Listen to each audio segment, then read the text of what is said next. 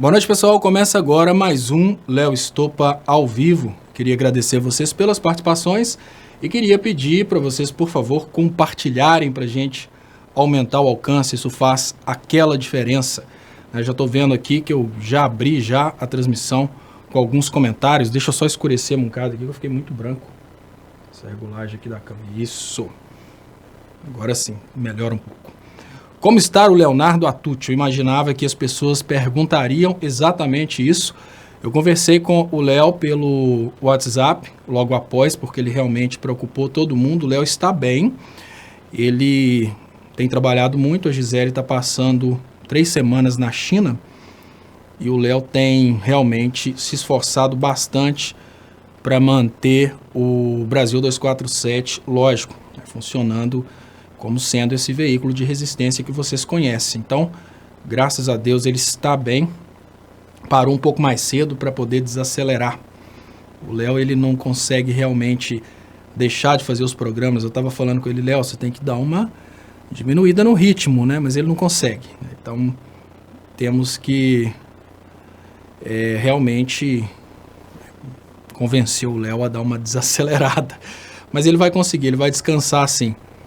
E o Felipe Teixeira pergunta, Léo, você lê os comentários dos 2 canais? Exatamente, Felipe, nós temos aqui, por exemplo, do lado, parece que o que está rodando agora é o comentário do outro canal, que é do canal Leonardo Estopa, agora aqui no canal do Estopa, que é onde você está comentando, onde eu vou agradecer aqui Lidinalva Filigói, boa noite Léo, Valinhos, SP, Márcia Salgado, boa noite pessoal, Lavredi, boa noite Leonardo, jamais pensei ver em nosso país um governo que provocasse tanto asco em tantas pessoas de bem. É nojento, é vergonhosamente nojento. Você falou uma coisa, Lavredi, que ao mesmo tempo me preocupa.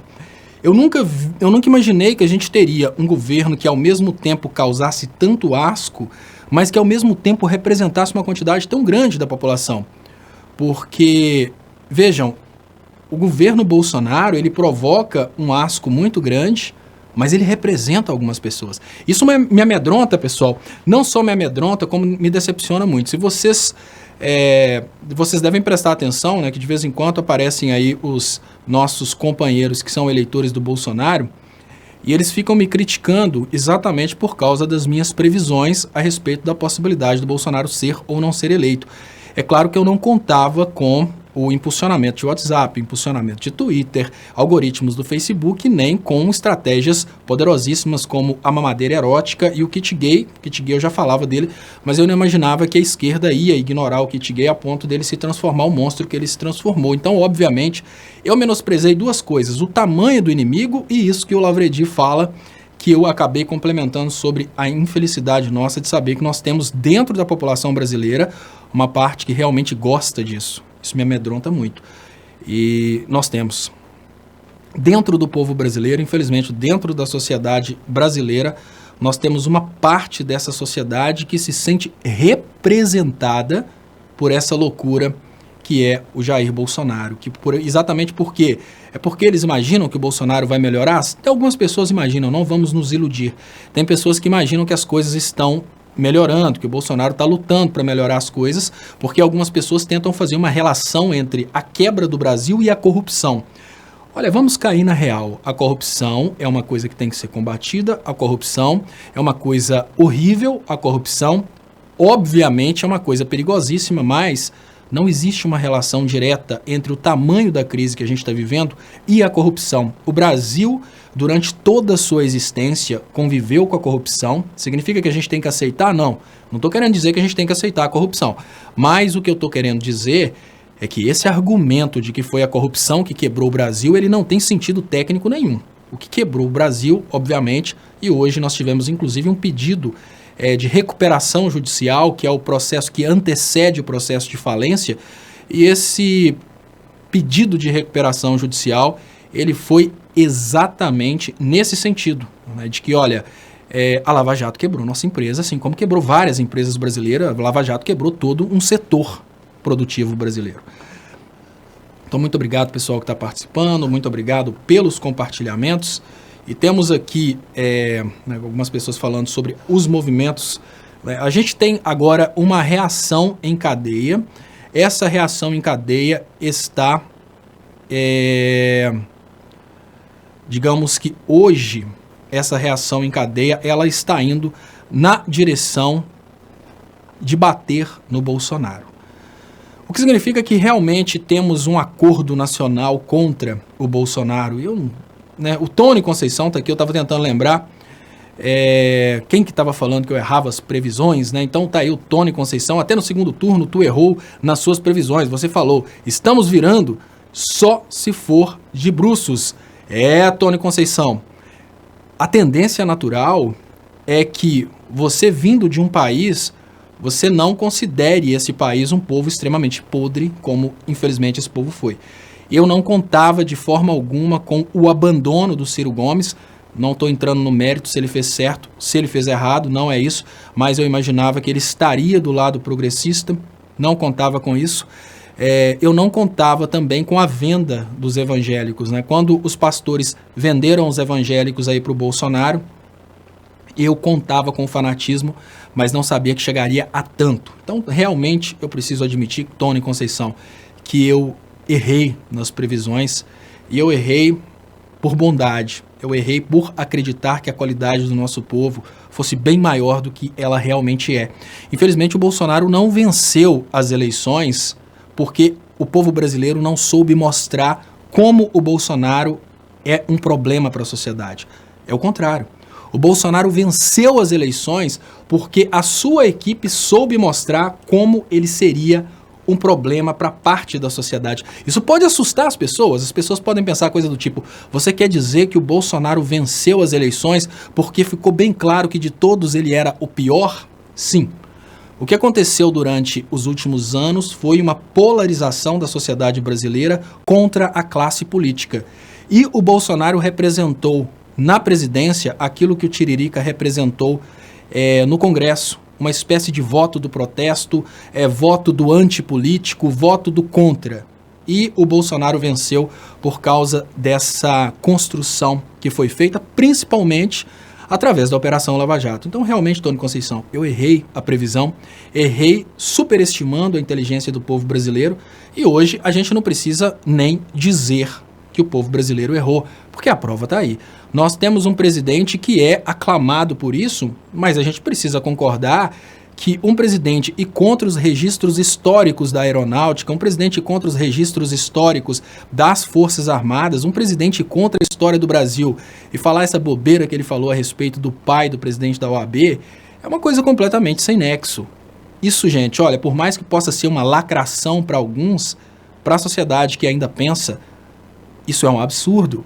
Então, o Bolsonaro tem demonstrado que ele realmente representa o povo que o elegeu, infelizmente. E precisamos considerar também, Tony Conceição, que nós tivemos uma omissão de eleitores e os omissos, ao meu ver, são, da mesma forma, culpados como os eleitores do Bolsonaro. Os omissos que não quiseram votar no Bolsonaro, mas também achavam que votar no Haddad não fazia sentido, porque a Rede Globo falou por A mais B que o Haddad seria um poste, etc. Então hoje nós temos o merecido, a sociedade brasileira mereceu. Coisas que a sociedade brasileira ainda não percebeu o tamanho do dano, tá bom? Você, Tony Conceição, assim como muitos brasileiros ainda não entenderam o que significa isso, até porque vocês estão iludidos que tudo que está acontecendo hoje no Brasil é uma luta contra a corrupção, mas vocês não perceberam ainda o que significa a venda do pré-sal. Muitas pessoas pensam, não, o pré-sal tinha que ser vendido, senão o dinheiro ia todo para a corrupção. A corrupção aconteceria, mas uma parte do dinheiro seria investida na saúde e na educação. Claro que não seria toda, porque a corrupção acontece no Brasil, vamos concordar com isso. Só na casa do Gedel encontraram 54 milhões de reais. Numa conta do Paulo Preto, uma pessoa ligada ao PSDB, encontraram quase 150 milhões de dólares. Então a gente precisa concordar que a corrupção continuaria acontecendo, ela não deixaria de acontecer. Mas é mais ou menos assim. O Brasil tinha uma árvore, dessa árvore alguns frutos eram roubados. E aí o brasileiro decidiu que para solucionar o problema de alguns frutos que eram roubados, o brasileiro cortou a árvore. E agora nós não temos mais o pré-sal destinado à saúde e à educação.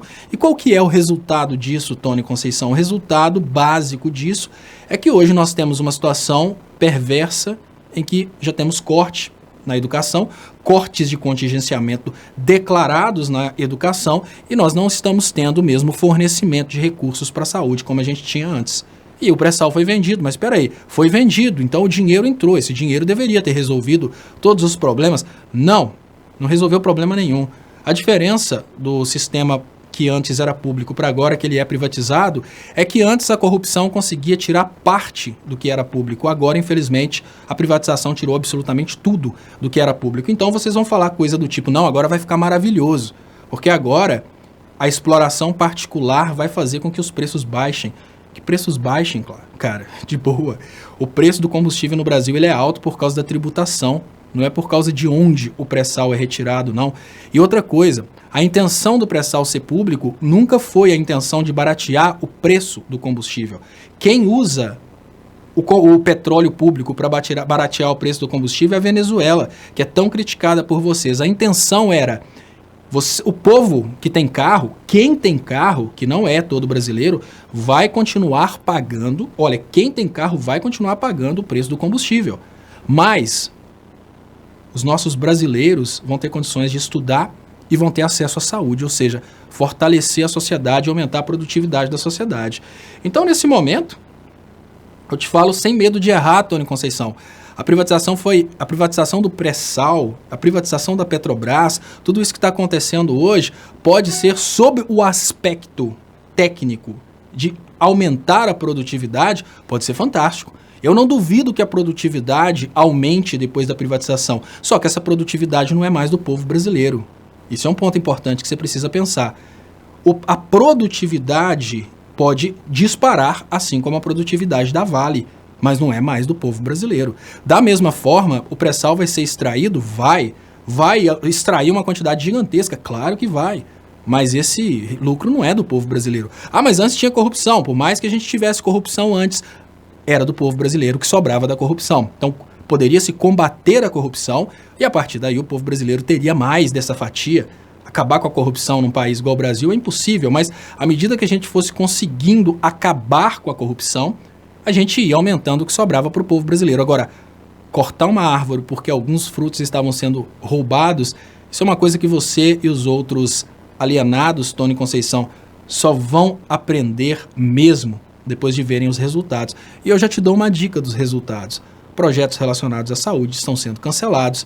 Todos os projetos relacionados à pesquisa brasileira já foram cancelados.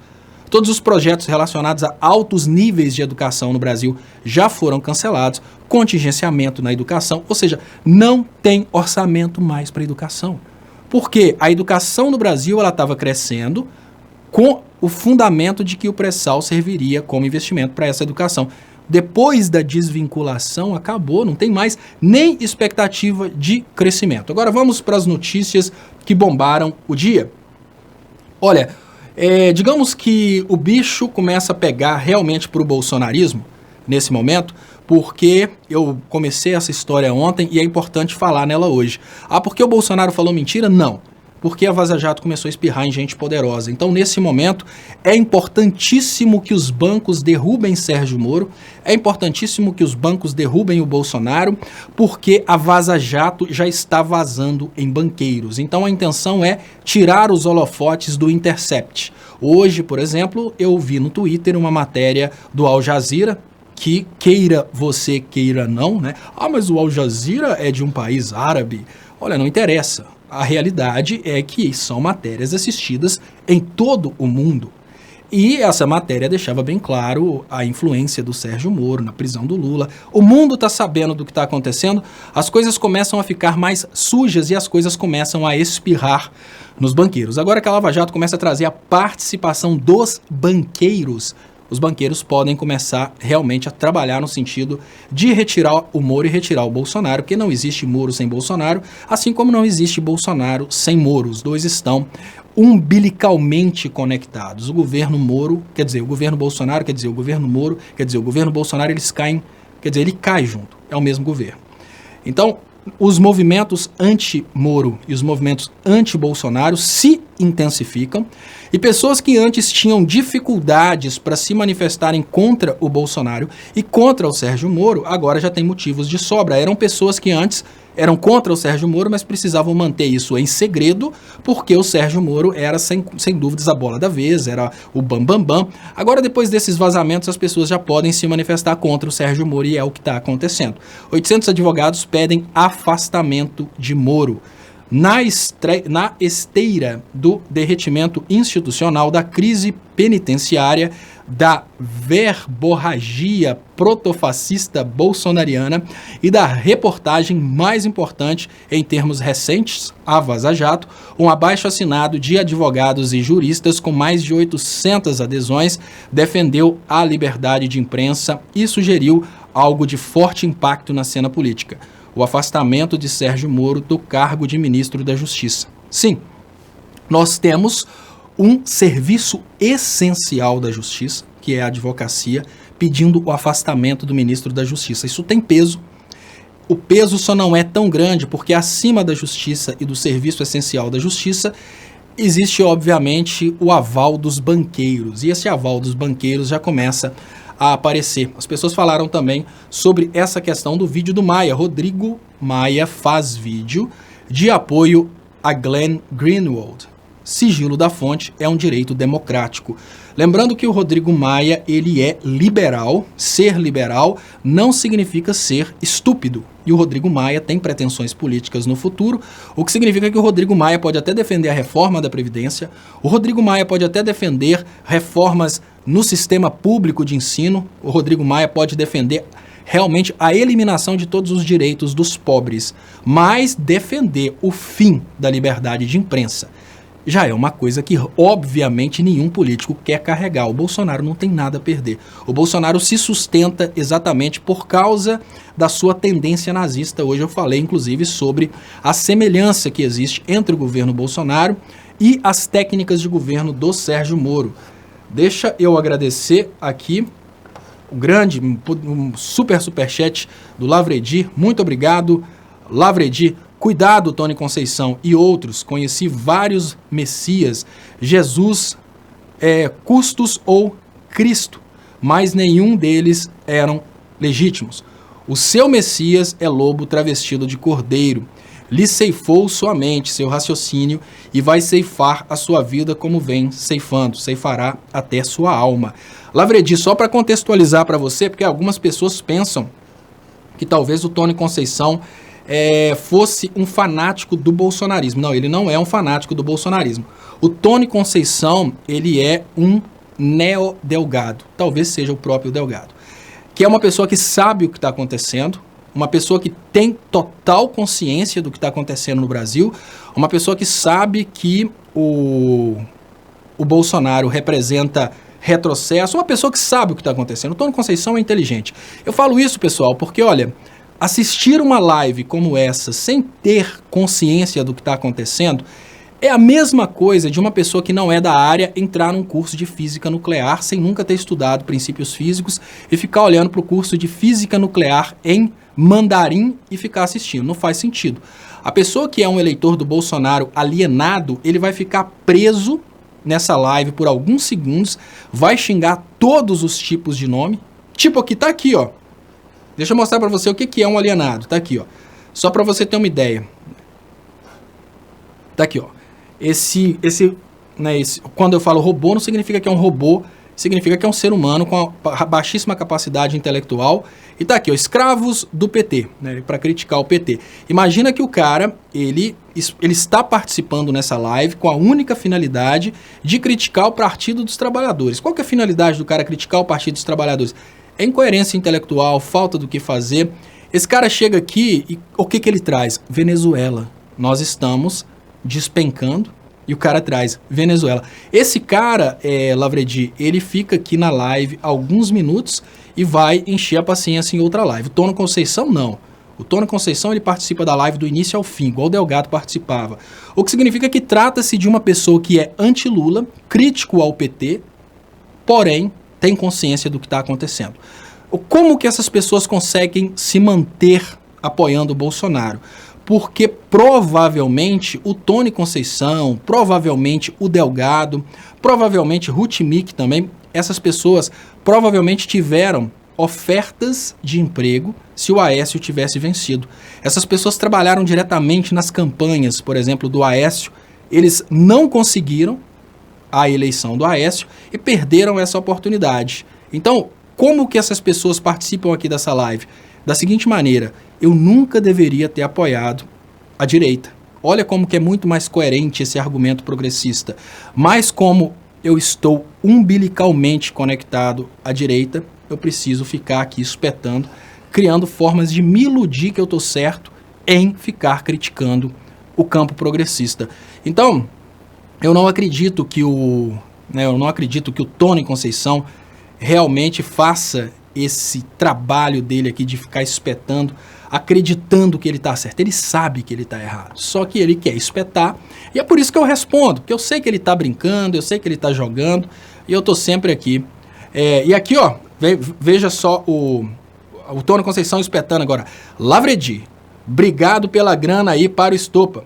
Votei sim no Bolsonaro, não concordo com tudo que ele diz. Não vejo o Jair como Messias ou coisa assim, mas vou dar uma chance pro Jair.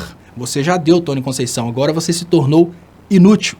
Você foi massa de manobra, a única coisa que você tinha para oferecer, que era o seu voto, você já ofereceu. Quero dizer, você ainda oferece o seu lombo para puxar a carroça da família Bolsonaro.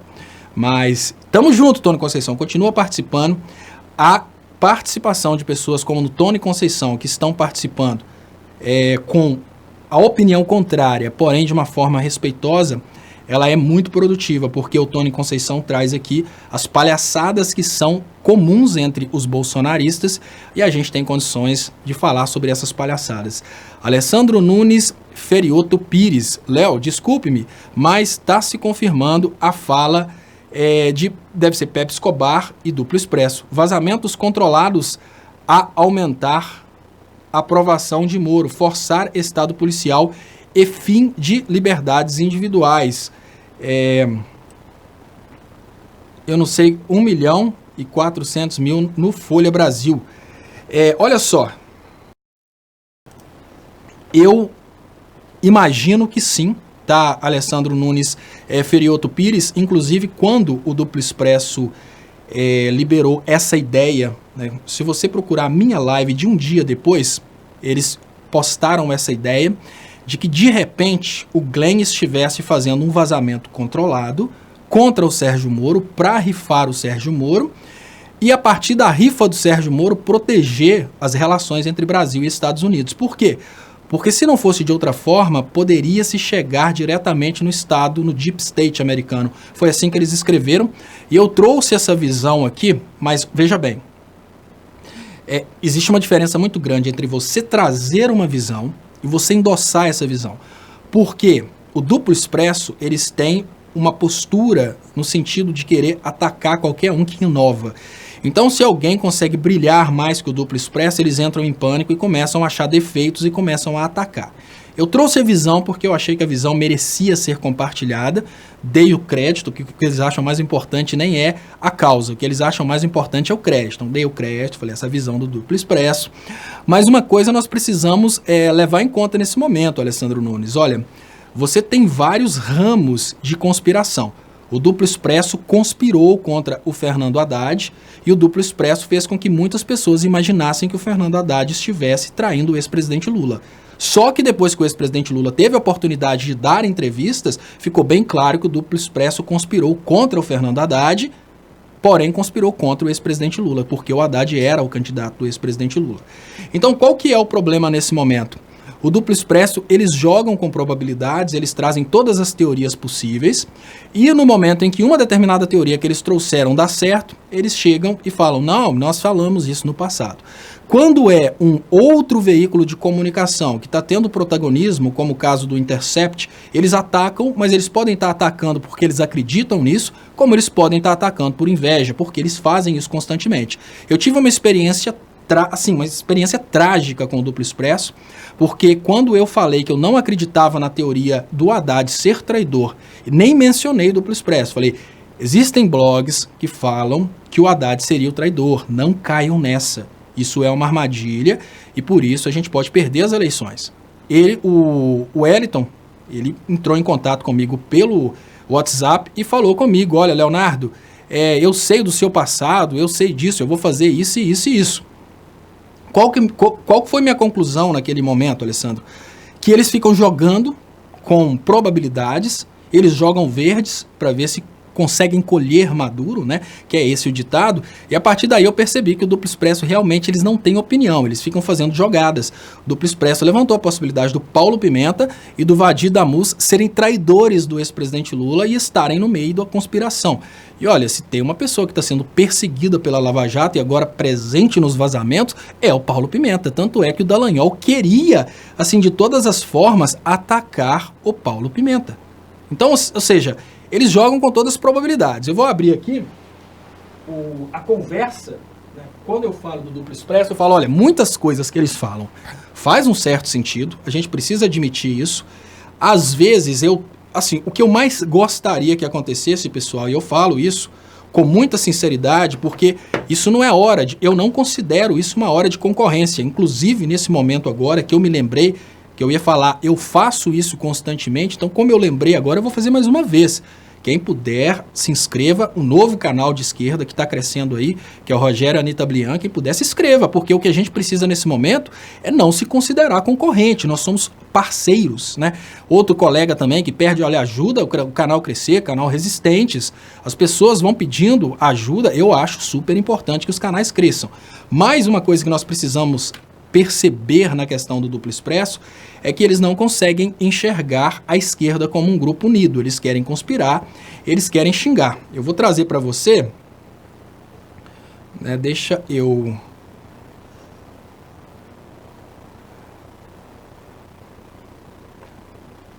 ver se eu consigo. Eu vou tentar colocar aqui para você entender o que eu passei. E a partir daí você vai entender por que eu concluí que ele é uma grande farsa, né? É só um segundo aqui.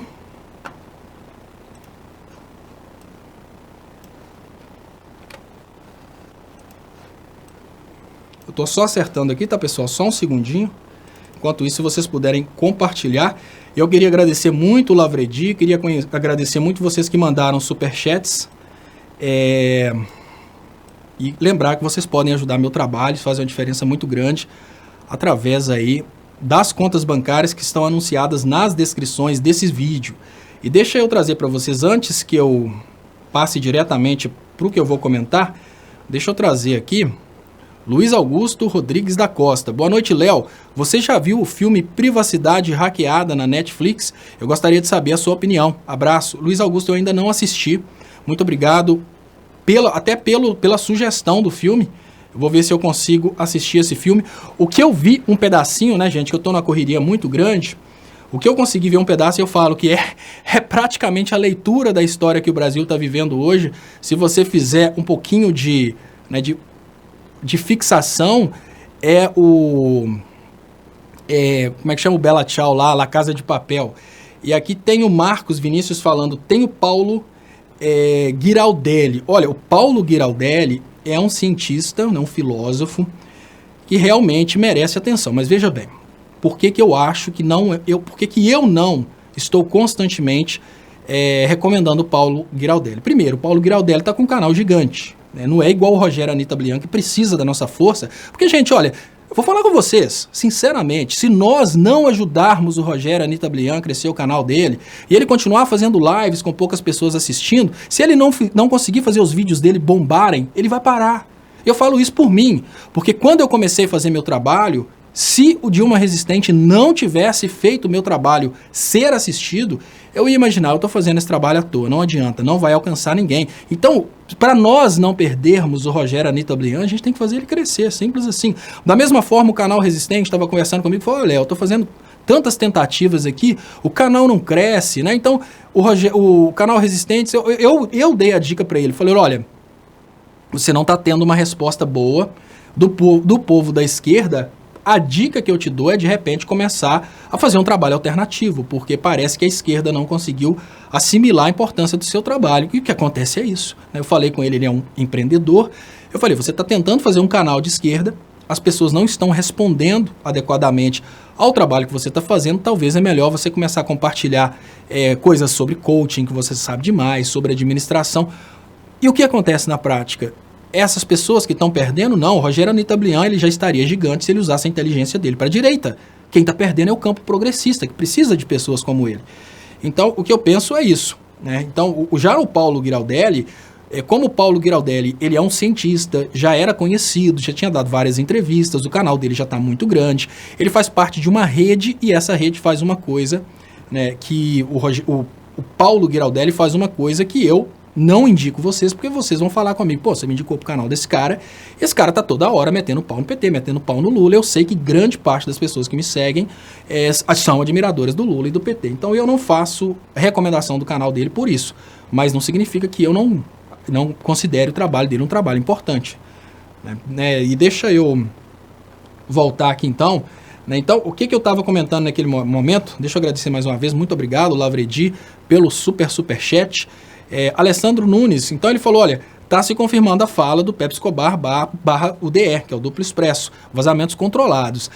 Então, o que eu acho nesse momento sobre essa questão do Pepe Escobar e do duplo expresso, é que o duplo expresso, em contrapartida, eles jogam constantemente, com todas as probabilidades, e eles jogam muito com mentiras. E aí eu contei a história do que me fez perceber que o duplo expresso era uma grande mentira, porque antes desse evento eu achava que o duplo expresso tinha convicção daquilo que eles estavam fazendo. Depois desse evento eu realmente percebi que o duplo expresso é só jogadinha daqui, jogadinha dali.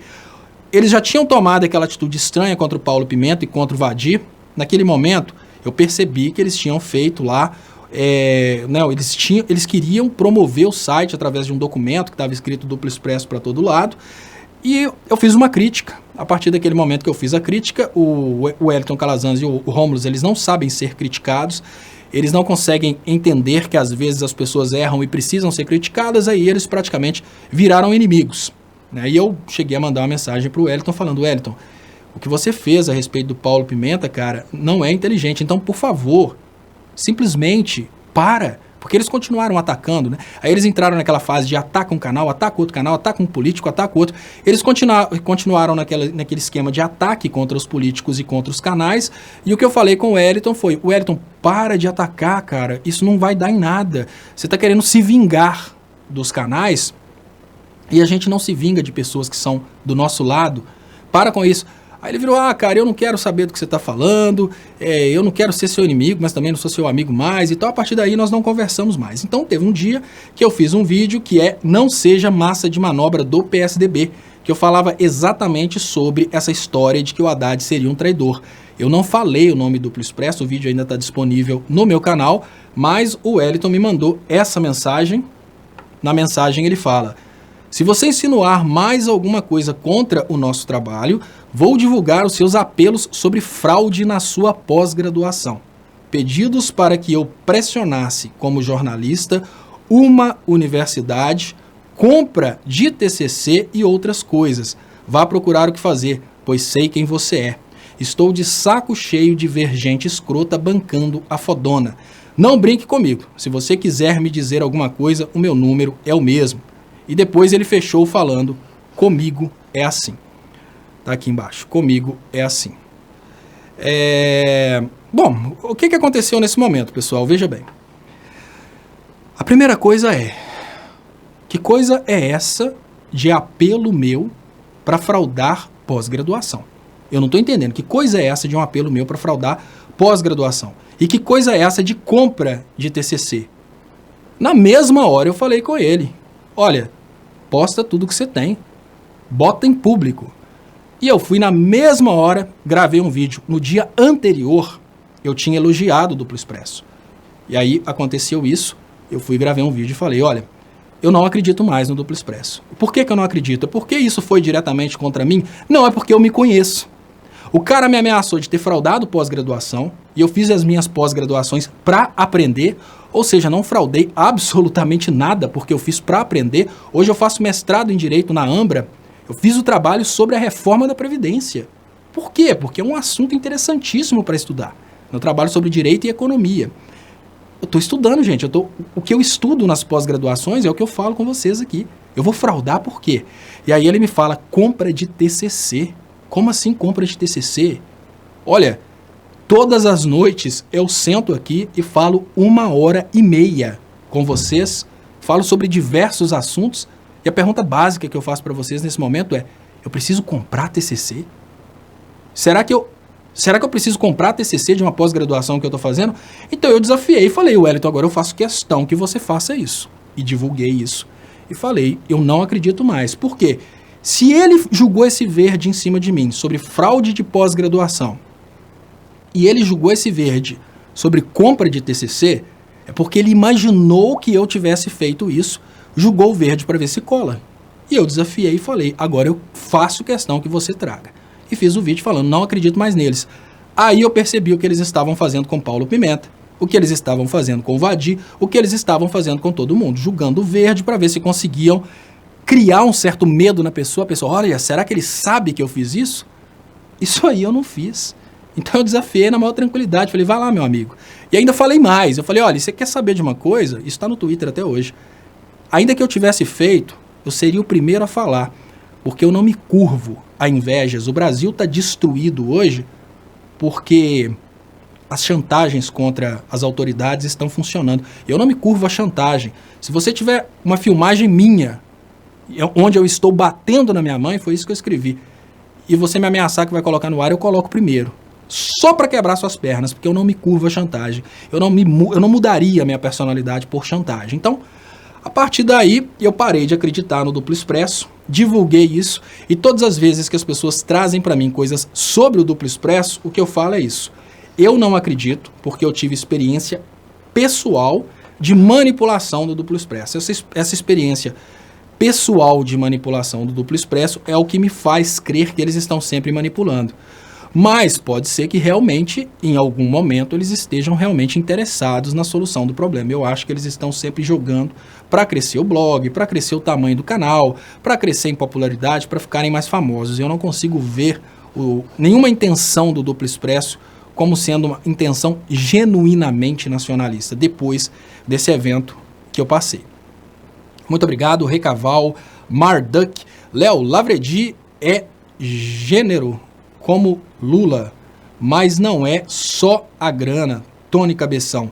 É o debate entre justos fortalecidos agora com a força da verdade, invadindo as barrigas dos iludidos e a cabeça dos golpistas. É um novo amanhecer. Muito obrigado, Recaval Marduk. Né? Olha, a realidade é o que desespera o Tony Conceição é o seguinte. O Tony Conceição, assim como qualquer eleitor do Bolsonaro, ele quer ver o canal acabar. E essas pessoas sabem que manter um canal, continuar fazendo um trabalho desse, não é uma coisa fácil. Tem despesas, obviamente, e ele quer ver o canal acabar. Quando ele vê pessoas ajudando o canal, ele entra em pânico. Então, se vocês prestarem atenção, vocês vão ver que todo eleitor do Bolsonaro está sempre criticando o Superchat aqui, mas parabeniza Superchats nos canais de direita. Porque eles sabem muito bem que os canais podem morrer pela falta das colaborações. E eu agradeço, muito obrigado, Lavredi. E realmente, o que eu vejo aqui do Tony Conceição é só uma pessoa que está aqui fazendo esse oba-oba, tentando aparecer. Né? E voltando a essa questão antes que eu falei antes, pessoal, que é a questão do Maia, né? O Rodrigo Maia faz vídeo de apoio a Glenn Greenwald, sigilo da fonte é direito democrático. Então, o que eu vejo no Rodrigo Maia, né, obviamente, eu não imagino a possibilidade do Rodrigo Maia e qualquer outro político com intenções políticas, um político que não tenha vindo do Bolsonaro, porque existe uma diferença muito grande. Para o político que veio do Bolsonaro, como a Carla Zambelli, como a Joyce Halseman, continuar apoiando o Bolsonaro é absolutamente normal. A base de apoio deles é uma base de apoio que nasceu do bolsonarismo.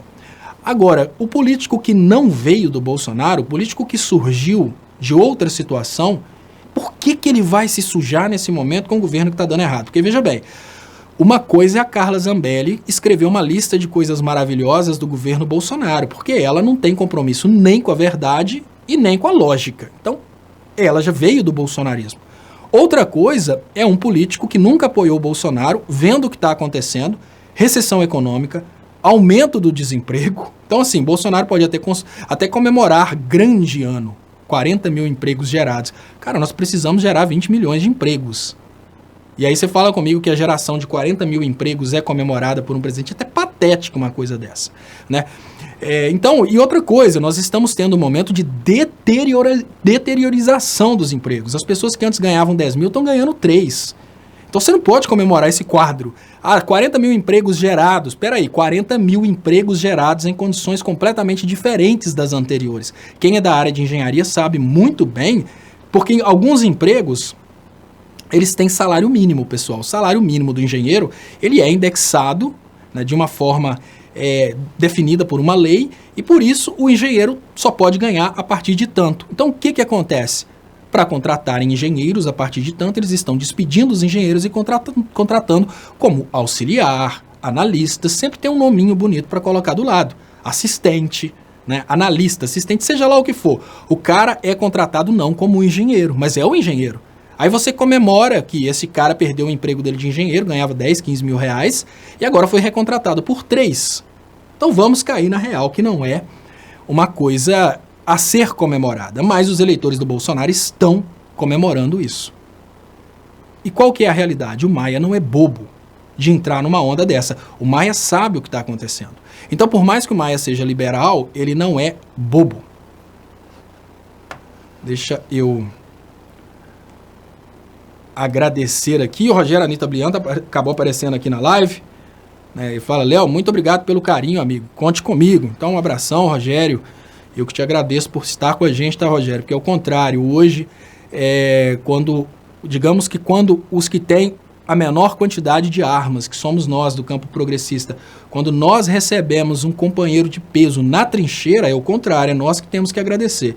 Então, a cada companheiro que chega para lutar com a gente na trincheira, eu acho que é o contrário. Eu que tenho que agradecer, porque é como se alguém chegasse do meu lado, naquele momento em que vários mísseis estão apontados para mim, e eu estou tentando lidar lá com 22 enferrujado, a pessoa chega do meu lado com outro 22 enferrujado e fala: tamo junto. Seja lá qual for o tamanho do inimigo, tamo junto. Então é eu que agradeço a todos vocês que estão participando desse lado da trincheira. Muito obrigado, Mal Mendes, ou Maí Mendes, eu não sei como é que pronuncia. Muito obrigado pelo superchat, muito importante para o crescimento dos canais. Quando você mandar um outro superchat, eu gostaria que você mandasse a pronúncia certa do seu nome, que eu vou tentar decorar. Inclusive, eu já decorei que não é Alvarenga, é Alverga, né? Que eu tenho uma vizinha que é Alvarenga, então toda vez que eu lia Alverga, eu associava. Marlene Aquino, Léo, Ângel Campos pediu para enviar. Fale sobre o projeto de lei 24.18.19, monitoramento e vigilância de dados publicados na NET. O projeto de lei, Marlene, ele tão somente cria condições para que o monitoramento possa ser utilizado para fins, digamos que, de condenação, porque o monitoramento ele já existe, tá? É importante deixar claro que, olha, já existe hoje o monitoramento da internet. Nós podemos considerar que o monitoramento da internet ele é semelhante ao monitoramento das ligações telefônicas. É uma coisa vedada pela Constituição. E quando o Moro pede o monitoramento da internet, o que ele está pedindo é uma coisa totalmente contra a Constituição e é muito semelhante a uma coisa que chama-se estado de exceção. A gente gosta muito de falar de estado de exceção, né? Estado de exceção, estado de exceção. O estado de exceção, de verdade, é aquele momento em que as garantias fundamentais, elas não valem mais, porque o Brasil está passando por um período muito complexo e, por isso, as garantias fundamentais, elas são suprimidas. Como, por exemplo, você não pode mais ter o seu sigilo telefônico garantido. Então, o que o Moro está propondo através da lei é uma coisa anticonstitucional, que é o monitoramento constante dos brasileiros. Os Estados Unidos usaram os eventos de terrorismo que, ao meu ver, eles mesmos criaram para colocar esse estado de exceção. Para você ter uma ideia, Marlene, não que isso seja uma coisa que eu considere errada, porque eu sou contra o terrorismo. Por mais que eu perceba o que está acontecendo, eu acho que a gente não tem que partir para a luta armada, até porque se a gente parte para a luta armada é porque a gente não tem condições de conquistar, por exemplo, as forças de segurança para o nosso lado. Então eu sou totalmente contra a luta armada. Mas vamos imaginar que lá nos Estados Unidos você entre numa biblioteca pública e faça acesso, por exemplo, a um livro sobre química orgânica. E nesse livro existe ali uma forma que te ensine como fazer, por exemplo, um processamento de nitroglicerina. Esse livro vai estar catalogado entre os livros que precisam de ter uma atenção especial. Você entra lá, você estuda aquele livro, mas o seu nome fica na lista das pessoas que consultaram aquele livro. Para quê? Porque você passa a ser um potencial terrorista. É uma coisa que é extremamente complexa, imaginar que no Brasil, onde a gente nunca teve um ato terrorista, nunca na história tivemos um ato terrorista, o Sérgio Moro peça uma coisa dessa. Né? O governo faça um projeto de lei desse tipo. É uma coisa extremamente sem nexo. É uma coisa extremamente sem nexo. Mas é um plano deles, de controlarem o que a gente está pensando, o que a gente está fazendo. E a partir daí, eles conseguem, sem dúvidas, boicotarem qualquer tipo. Para você. Ah, gente, uma coisa interessante, tá, Marlene? Vocês, pessoal, vocês têm noção, né, porque a gente sabe muito do vazamento da Dilma e do Lula conversando, mas vocês sabiam que o escritório do Cristiano Zanin sempre foi espionado? Ou seja, o escritório dos advogados do ex-presidente Lula estavam sendo constantemente espionados. Isso não foi só depois da autorização ilegal do Sérgio Moro. Sempre foram espionados, o que significa que o Lula nunca teve uma defesa. A defesa do Lula sempre esteve espionada. De forma que todas as vezes que a defesa criava uma estratégia, o Ministério Público ficava sabendo dessa estratégia. Então, ou seja, o que eles estão pensando em fazer nesse momento, eles já fazem. Só que agora eles querem transformar o material captado através dessas espionagens em material próprio para ser utilizado nos processos. Por exemplo, aqueles vazamentos ilegais, né, os grampos ilegais contra o ex-presidente Lula e contra a Dilma não podem ser usados porque são provas adquiridas de formas ilícitas. Então agora o que eles querem fazer é transformar essas provas em provas lícitas. Né? Pedro Corrêa pergunta, Léo, me explica por que na América Latina os governantes de direita lutam contra os seus próprios países e contra seu próprio povo. Isso é interessante, essa pergunta. Essa pergunta é uma pergunta que acaba dando a oportunidade de falar o que acontece. Olha, pessoal, é assim. Existem duas formas do governante chegar ao poder. Uma das formas é o governante fazendo uma proposta que faça sentido para a sociedade, que vai realmente fazer a sociedade ficar melhor depois daquela proposta ser implementada. Isso é a forma convencional. Então, vamos imaginar o seguinte, você quer comprar um carro, então as várias empresas vão te falar aí quais são as vantagens daqueles carros e de acordo com a vantagem de cada carro, você vai escolher se vale ou não vale a pena comprar aquele carro. Mas vamos imaginar que uma determinada empresa tem um carro que é muito ruim, mas ela quer vender o carro. Então o que ela faz? Ela procura um cara que tem poder de formar a opinião de um público menos intelectual. Por exemplo, o Ratinho. Aí a empresa vai lá e faz uma propaganda no Ratinho. O Ratinho começa a fazer propaganda, merchandising do carro, começa a falar bem do carro. Nossa, eu tenho um carro da marca tal, ele é fantástico. Na verdade, o que o Ratinho está fazendo é criar um produto que não existe. Veja a diferença. A diferença é o seguinte. Se você entra numa fábrica, né, numa montadora, numa loja, numa concessionária, para te vender um carro que está te vendendo um produto honesto, você vai pagar somente o valor do carro. Agora, se você vai comprar um produto que teve que fazer a opinião pública através de mentiras, como, por exemplo, a opinião do Ratinho, isso vai ficar mais caro. Por quê? São duas coisas que vão ser pagas, tanto o carro quanto o Ratinho. Quando um governante entra no governo através de mentiras, ele não entra no governo simplesmente porque ele fez uma super estratégia. Ele entra no governo porque por trás dele, várias estruturas de poder estavam lá criando fake news, criando mentiras, criando histórias. Então imagina que para um governante ser eleito com uma proposta de direita num país pobre, ele precisa de toda uma estrutura de comunicação que é caríssima. Para o Bolsonaro ter sido eleito no Brasil, vejam bem, tudo bem que a intenção não era eleger o Bolsonaro.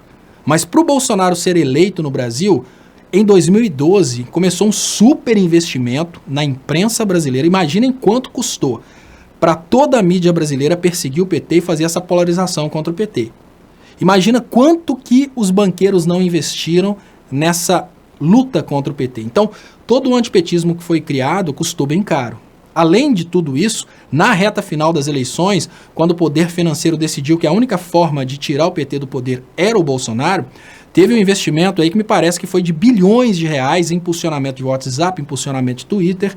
E aí o que acontece? No final das contas, quando um governo chega ao poder pelo campo progressista, oferecendo coisas que ele vai cumprir, coisas boas, ele chega ao poder para governar para o povo.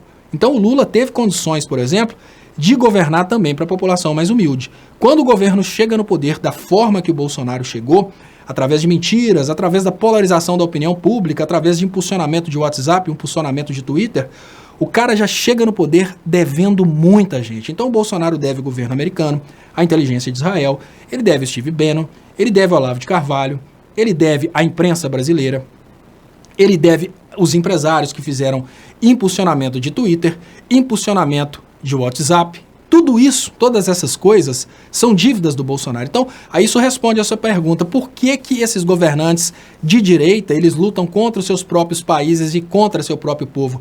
Porque eles chegaram lá com dívidas tão grandes que eles não podem governar para o povo.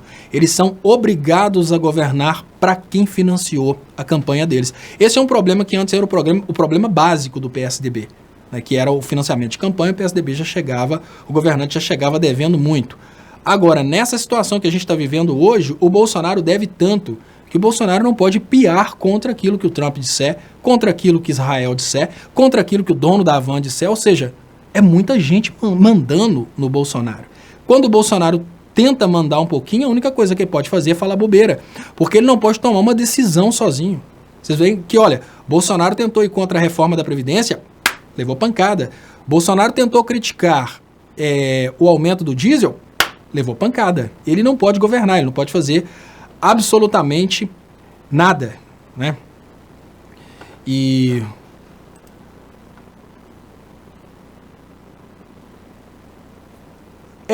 eu tô vendo aqui um posicionamento interessante aqui do Bonitinho 7979. Tony, então, você é engenheiro de segurança do trabalho, Tony? Me explica esse negócio aí. Se você for engenheiro de segurança do trabalho e tiver realmente apoiando o Bolsonaro, isso é muito incoerente. Eu acho que você não é engenheiro de segurança do trabalho, não. Não, ele pode ser assim, tá? Bonitinho 7979, pode ser. Sabe por quê? Porque muitos engenheiros, eu participava de grupos de engenharia, muitos engenheiros, eles caíram realmente nessa história de ser contra o PT, etc. e tal. E ao contrário, por exemplo, dos economistas que tem um conselho de economia, que tem um pronunciamento do conselho de economia, agora os advogados, que a OAB se pronuncia contra as idiotices do Bolsonaro, os engenheiros não têm um conselho que se pronuncia contra as idiotices do Bolsonaro. Por exemplo, a engenharia brasileira, ela foi trucidada, a engenharia brasileira foi aniquilada pelo liberalismo e o CREA nunca se manifestou contra. Por quê? Porque o CREA, ele existe só para tomar o dinheiro dos engenheiros, ele não existe para proteger a engenharia brasileira. Então, Tony Conceição fala, sei lá, para mim está ótimo, tenho muito trabalho, não posso me queixar não. Tony, eu fico achando estranho, como é que funciona esse negócio? Você já fez 16 anos, que trabalhar antes dos 16 anos, tudo bem, agora pode, mas é uma coisa estranha, né, o cara, mas enfim, né, deixa eu liberar aqui os comentários, agradecer mais uma vez, muito obrigado, Lavredi, pelo superchat, muito importante para o crescimento dos canais, quem puder ajudar meu trabalho, tem também, vocês podem ajudar aí através das contas bancárias que estão anunciadas aí nas descrições desse vídeo, né, falando sobre o ato em solidariedade ao Glenn, vou trazer para vocês a matéria que está aqui na página do Brasil 247, ato de solidariedade a Glenn Greenwald, ganha as ruas do Rio de Janeiro. As ruas que se localizam nas imediações da sede da Associação Brasileira de Imprensa, ABI, no Rio de Janeiro, foram tomadas por centenas de pessoas na noite dessa terça-feira 30. a entidade promoveu um ato de solidariedade a Glenn Greenwald, editor do The Intercept Brasil. O que acontece hoje, pessoal, é que o que está acontecendo hoje, infelizmente, é que o ato, né, os ataques contra o Glenn, esses ataques estão vindo não só do Bolsonaro, estão vindo de pessoas. Esses ataques são contra uma classe, esses ataques são contra a liberdade de expressão, são contra todos os jornalistas. E o jornalista que está se omitindo nesse momento, ele não tem noção do que ele está fazendo. Porque, olha, é muito fácil para o jornalista que protege o Bolsonaro ficar protegendo o Bolsonaro até o momento que ele não estiver mais protegendo o Bolsonaro. Hoje, o que é o mais interessante? O que é interessante a respeito da liberdade de expressão? Isso é muito importante. Olha, eu vou falar o meu caso, e a partir do meu caso, você Tony Conceição e as demais pessoas podem pensar o que está acontecendo. Imagina o seguinte, a liberdade de expressão é exatamente você poder falar o que você pensa. Vamos imaginar que hoje eu tenho uma opinião a respeito do Bolsonaro e uma opinião a respeito do Lula. Se eu quiser mudar de opinião, eu posso mudar de opinião. Vamos imaginar que uma pessoa hoje fala assim, Léo, você é um idiota. Mas por quê? Ah, não, você defende o Lula. Aí o cara vai e manda para mim um monte de filmagens do Lula realmente ordenando os crimes e etc. Aí o Lula tá lá, 20 horas de filmagens, só fazendo coisa errada, exatamente as coisas que eu imaginava que o Lula jamais faria. Aí o que eu vou fazer? Obviamente, eu vou ter uma decepção muito grande e vou mudar minha opinião. Liberdade de expressão é isso. A partir daí eu falo com vocês, olha, acabei de receber um material que me mostra que eu falei que tudo que eu falei até agora estava errado. Não foi isso que muitos jornalistas fizeram? Até a Charizard, ela mudou de opinião a respeito do que está acontecendo no Brasil. Então, o que rola nesse momento é que a liberdade de expressão nos dá esse direito. Então, os defensores do Bolsonaro que não se posicionam agora, nesse momento, a favor da liberdade de expressão, eles não conseguem entender que aos poucos todos estão sendo devorados. E olha, eu vou contar para vocês uma história que... Por que o jornalista precisa entender de economia? O jornalista, ele é um cara... Vamos imaginar o jornalista mais idiota. Eu vou generalizar. O jornalista de direita da Jovem Pan. Esse é o cara mais idiota que existe. É o jornalista de direita da Jovem Pan. Sabe por quê? O jornalista de direita da Jovem Pan, ele está comemorando a possibilidade do endurecimento do regime porque ele acha que o endurecimento do regime vai fazer com que apenas os jornalistas de direita da Jovem Pan existam. Agora não. O debate político existe porque existem dois lados. Pessoal, eu vou simplificar para quem acha, para o jornalista que acha que ir contra o Glenn e acabar com a liberdade de expressão é uma vantagem. Para o jornalista que está do lado do Bolsonaro e acha que isso é uma coisa fantástica, eu vou te fazer um exemplo muito simples. Eu sempre dou exemplo de Minas Gerais, mas obviamente cada um pensa no estado que você está. Minas Gerais movimenta muito dinheiro com uma coisa que chama Campeonato Mineiro de Futebol. As maiores torcidas de Minas Gerais são a torcida do Cruzeiro e a torcida do Atlético. Essas duas torcidas, elas fazem com que os times de futebol ganhem milhões e milhões e paguem os jogadores milhões. Agora vamos imaginar que de uma hora para outra, o dono do Cruzeiro, por ser um cara muito influente, ele tivesse acesso ao juiz Toninho Moro, da cidade de Belo Horizonte, e conseguisse prender todo mundo do Atlético. Olha que maravilha. A partir de agora, o Cruzeiro já não tem mais o seu maior adversário, não tem mais o Atlético. E a pergunta básica é, qual que vai ser o resultado disso? Se não existe mais o grande adversário do Cruzeiro, pode ter certeza que a arrecadação dos jogos vai cair para 10% e até 5%, porque não tem mais a graça. A graça está nesse confronto. E hoje, uma coisa que os jornalistas precisam entender, principalmente os que estão a favor da perseguição ao Glenn, é que eles existem defendendo o Bolsonaro hoje, porque existem pessoas criticando o Bolsonaro. A partir do momento que o Bolsonaro conseguir endurecer o regime, acabou. Para que ele vai se defender se ele não tem que inventar histórias? O criador de fake news só existe porque o contratante precisa esconder as verdades a respeito dele. Então, no momento que o Bolsonaro, o Sérgio Moro, criam fake news contra o Glenn, Ele está fazendo isso para tentar esconder a verdade que o Glenn está trazendo.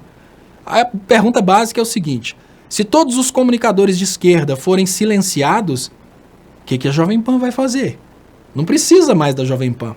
Então, basicamente, o jornalismo precisa entender que, assim como times de futebol, os adversários que fazem a disputa existir, também no campo da comunicação é exatamente o confronto que faz a direita existir. A direita só existe porque ela precisa criar mentiras para confrontar a esquerda. Ela precisa criar sensacionalismo para confrontar o campo progressista. Então, quer deixar a Jovem Pan quebrada? Cala a esquerda. Pergunta básica: a Jovem Pan produz o ódio contra a esquerda. Se a esquerda não tiver como se defender, se a esquerda não tiver como promover seus ídolos, ela vai criar ódio contra quem?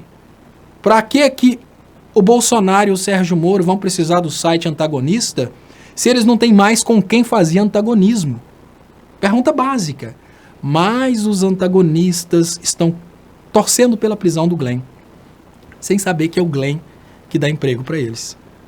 Os Coppolas, os Jovem Pans, estão torcendo pela prisão do Glenn, sem saber que, sem a verdade, eles não vão ter para quem vender a mentira. Né? Básico, simples assim. A Jovem Pan e demais canais de comunicação que trabalham para a direita produzindo a mentira, os MBLs, eles só estão produzindo a mentira para que a verdade não chegue ao local. Olha, as igrejas, as falsas igrejas evangélicas, elas só estão produzindo mentiras a respeito do evangelho para que o evangelho verdadeiro não chegue às pessoas. Se queimarem todas as Bíblias, né, não vão ter mais essa necessidade de criar mentiras. Né, então,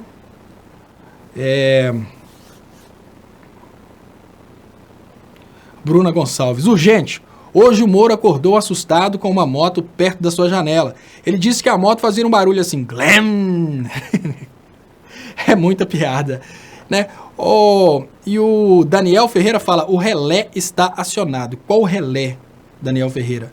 É um relé de baixa amperagem? Seria um contator de potência? Seria esse relé um relé eletrônico, por exemplo, um SCR, um TRIAC? Seria ele operado por corrente, como por exemplo um transistor? Seria ele operado em saturação por campo, como por exemplo um Field Effect Transistor, que é o FET? Né? Explica pra gente qual relé você fala quando você fala que o relé está operando. Deixa eu trazer pra gente aqui agora os comentários que estão subindo nesse momento. Muito obrigado. E Loyalman Dantas fala, era uma vez Moro herói. Pessoal, o vídeo que eu acho que merece legendas em português do site Al Jazeera, né, da TV Al Jazeera, esse vídeo ele fala exatamente isso. Era uma vez o herói. Só que eu não consegui a legenda em português dele ainda, mas eu compartilhei para guardar. Né, deixa eu... E tá rolando aqui.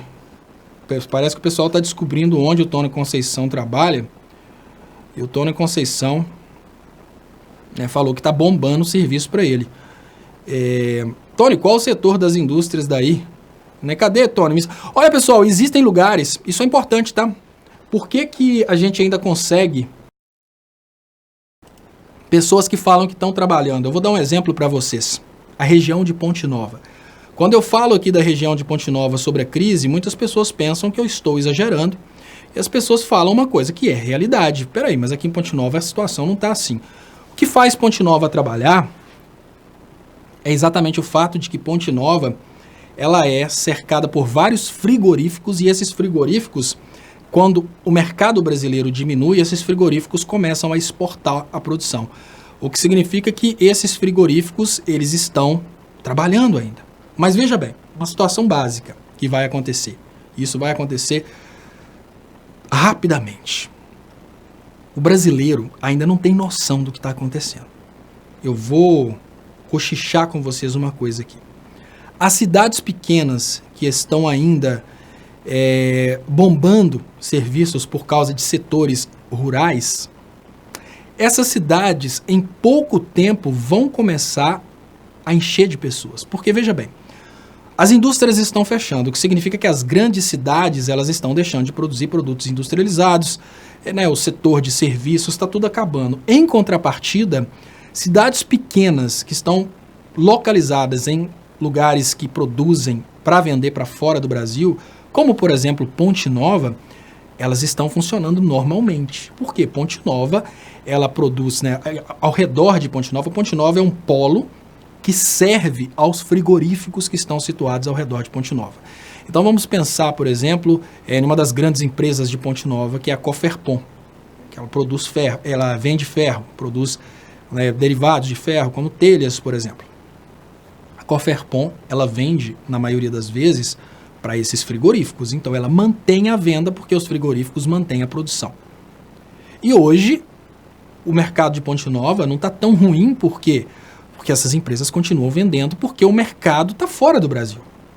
Agora a pergunta básica: o que vai acontecer quando o povo souber que as cidades pequenas que trabalham com atividades de exportação estão bombando ainda de empregos? E a resposta é muito simples. O povo vai vir para essas cidades. O que significa que quando o povo souber, por exemplo, que a região de Ponte Nova ainda está empregando, as pessoas vão vir para essas cidades. Então vamos imaginar o técnico o Tony Conceição, técnico de segurança do trabalho. Vamos imaginar que o Tony Conceição, ele vai vir aqui para Ponte Nova para arrumar emprego. E junto com ele várias pessoas. Ele começa a forçar o mercado. Então todos os técnicos em segurança do trabalho agora vão concorrer com vários técnicos em segurança do trabalho.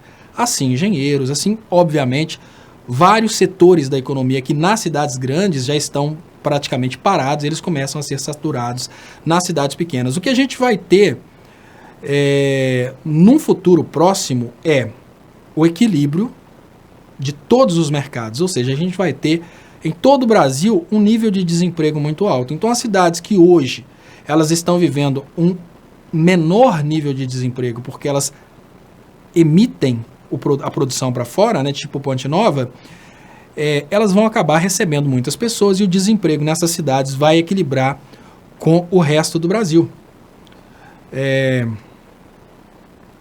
E a Bruna Gonçalves fala: Estopa, Tony é segurança do trabalho.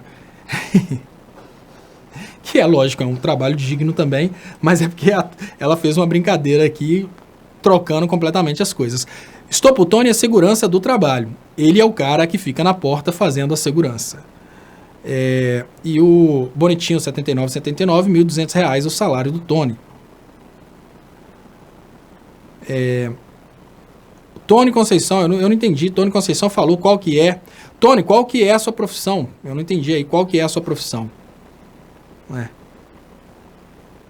E Ednei Ferreira Aquino, boa noite, obrigado pelo trabalho de oftalmologia, por abrir os olhos do nosso povo com seu conhecimento que alimenta a esperança do povo. Lula livre. Muito obrigado, Ednei Ferreira Aquino, pelo carinho. Deixa eu ver se eu trago mais matérias para vocês aqui. Isso aqui é importante, tá, pessoal? Olha, porque isso mostra a tendência, isso mostra uma tendência que ela está prometida há um certo tempo no Brasil. Bolsonaro critica a punição a quem pratica trabalho escravo.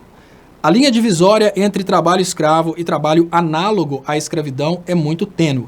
Isso está muito tênue e para passar para escravo é um pulo. É igual policial militar. Muitas vezes aqui transforma o auto de resistência em execução. Então, essa linha é muito tênue. Por que o Bolsonaro é a favor do trabalho escravo? O trabalho escravo é uma das promessas do Bolsonaro para o investidor externo. O investidor externo, conseguindo trabalho escravo no Brasil, ele consegue produzir no Brasil a um preço muito baixo e consegue ganhar lucro exportando sua produção. Então essa é, obviamente, a intenção daqueles que contrataram o Bolsonaro como presidente do Brasil. Muito obrigado, Recaval, Marduk. Léo, o Tony Conceição trabalha na fábrica de fakes do Bozo. Como é que funciona, Tony Conceição? Trabalhar numa fábrica de fake news e ser o responsável pela segurança do trabalho numa fábrica de fake news.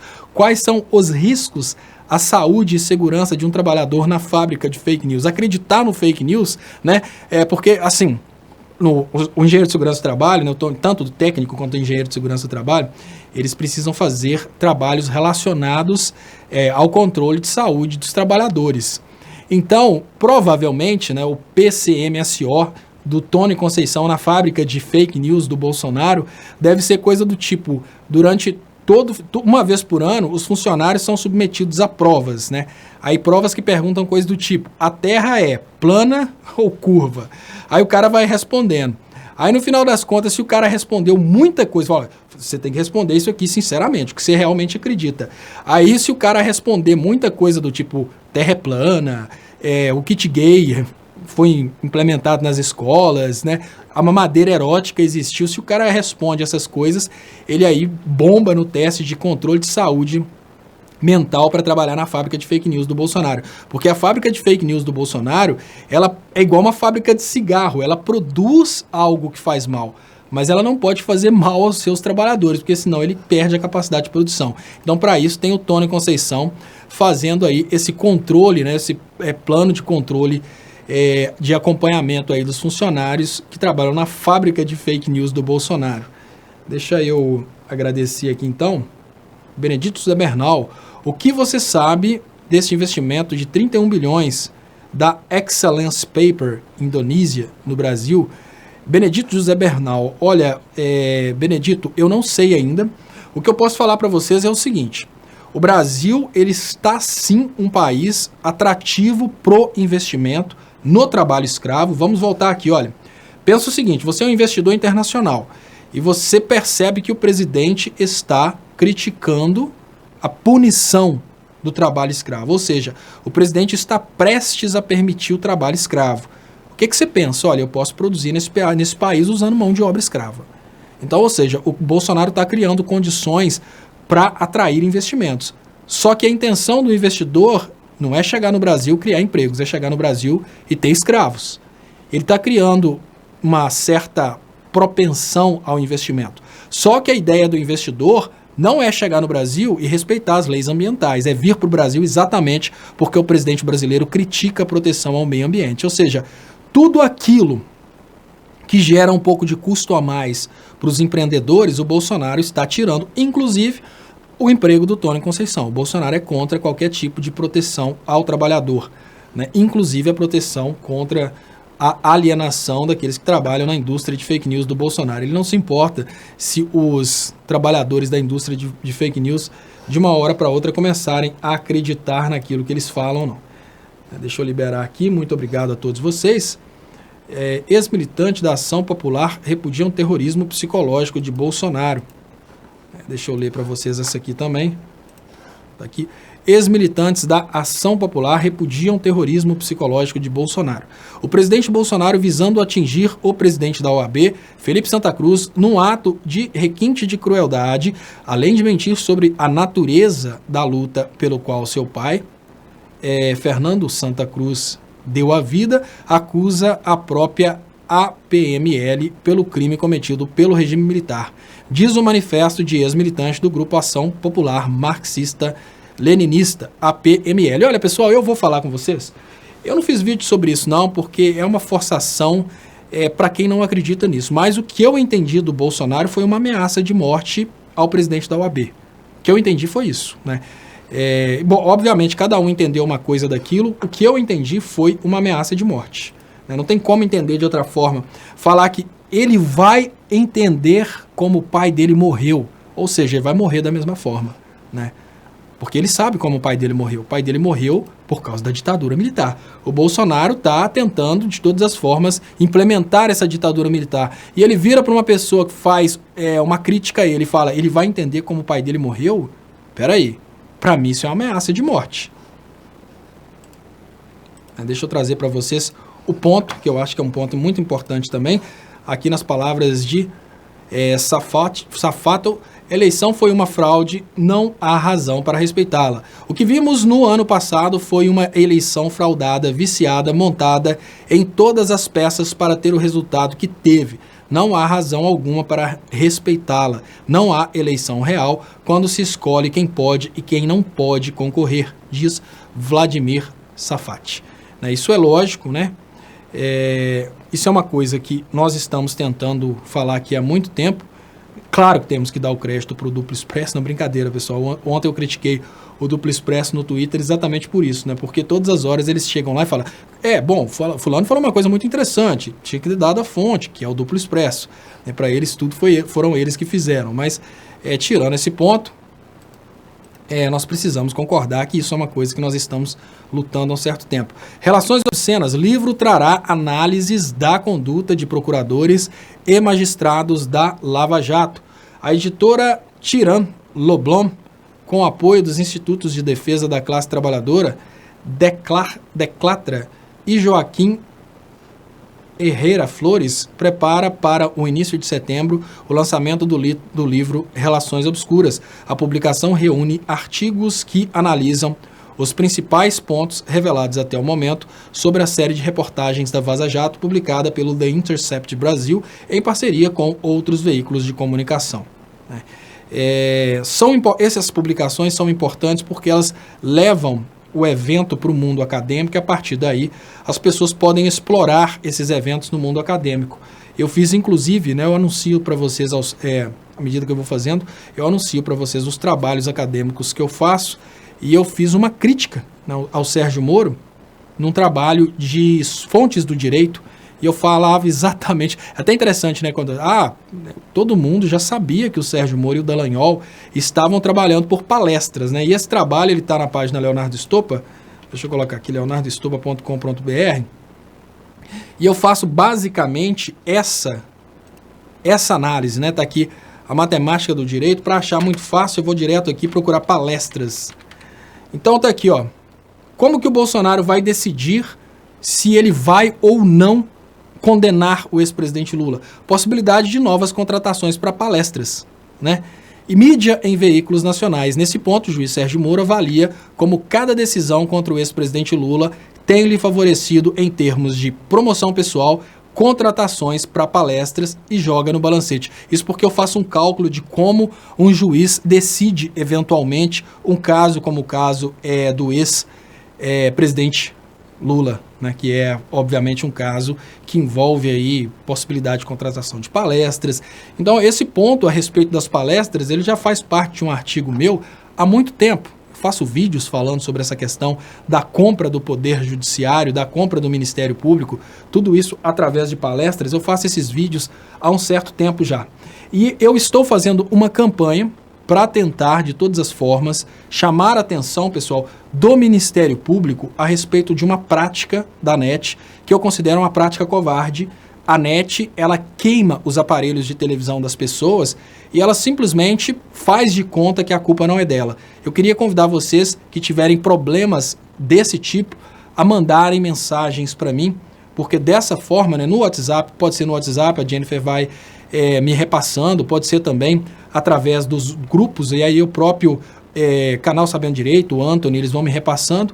Então eu peço para vocês, eu vou rodar para vocês aqui um caso, que é 1 minutinho, vocês vão ver se vocês conhecem alguém que tem esse problema semelhante, para que vocês me passem, porque eu vou fazer vários relatos para que o Ministério Público aceite esse caso, para que a NET seja obrigada a avisar todos os seus clientes sobre o perigo envolvido na utilização do sistema Cabo Net. Então, assistam, eu volto na sequência, só 1 minutinho. Aqui no Brasil, a gente tem uma prática muito cruel das empresas que instalam serviços de TV a cabo. Eles não fazem o aterramento do sistema de TV a cabo. O que isso normalmente tem causado no Brasil é a queima de aparelhos televisores, a queima de aparelhos ligados ao sistema de internet do provedor de internet. Por exemplo, a NET não instala o supressor de surtos que é necessário na entrada do sistema de TV a cabo. Da mesma forma que um raio pode cair e queimar um aparelho eletrônico, imaginem o que pode acontecer se uma criança estiver segurando o fio da TV a cabo exatamente no momento em que o raio cai. O que eu estou chamando a atenção de vocês é que o sistema de TV a cabo, como está sendo instalado pela NET em várias casas brasileiras, ele pode causar não apenas a queima dos aparelhos, como pode causar também a morte de pessoas. O que acontece é que na hora que o raio cai, uma indução eletrostática acontece naquele fio que está esticado. E ali, aquele fio recebe centenas de milhares de volts e quebra o isolamento do equipamento. Isso queima a televisão, isso queima os aparelhos conectados à internet e pior, se tiver uma pessoa, ela pode morrer. Por que que ninguém fala a respeito disso no Brasil? Porque é muita grana que está em jogo. É muito mais fácil deixar as pessoas mais pobres morrerem sem saber o que está acontecendo do que denunciar uma empresa do tamanho da NET que ela está instalando o sistema sem a devida proteção, porque na hora que cai um raio e queima, eles averiguam e tentam dar barrigada e não pagar a indenização. A tendência natural do brasileiro é deixar para lá. Então eles não atendem, você vai deixando a coisa para lá até o momento em que você perde o direito de entrar na justiça contra eles. Estatisticamente fica mais barato para eles desrespeitarem o Brasil do que atenderem adequadamente. Aí que entram as agências regulamentadoras para exigirem essa condição de segurança. No Brasil eles têm um lobby muito forte e isso não acontece. Aqui no Brasil... Então, pessoal, se algum de vocês teve ou conhece alguém que teve esse problema, lógico, eu não vou conseguir ver no chat, eu gostaria que vocês enviassem para mim mensagens relacionadas a isso. O que eu gostaria de fazer nesse momento é realmente relacionar o nome das pessoas que tiveram esses problemas. Eu vou fazer uma lista bem grande das pessoas, porque o meu pedido vai ser para que o Ministério Público faça valer o Código de Defesa do Consumidor e obrigue a NET a avisar os seus clientes dos potenciais perigos relacionados à TV a cabo.